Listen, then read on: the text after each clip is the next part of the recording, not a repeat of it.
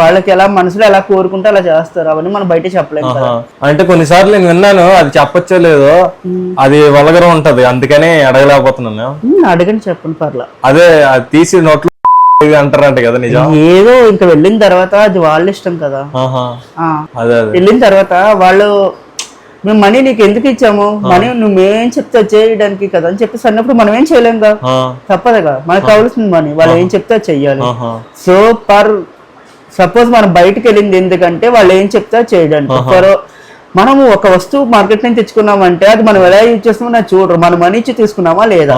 For super మార్కెట్కి వెళ్ళి items తీసుకున్నా అంతే, అంతేగా. అది విధంగా ఆ టైంకి మనం ఒక అంగడిలో వస్తుందండి, ఆ విధంగా అనుకోవాలి. అరే పర్సన్ ఒక్కొక్కలా ఉంటారు అనమాట.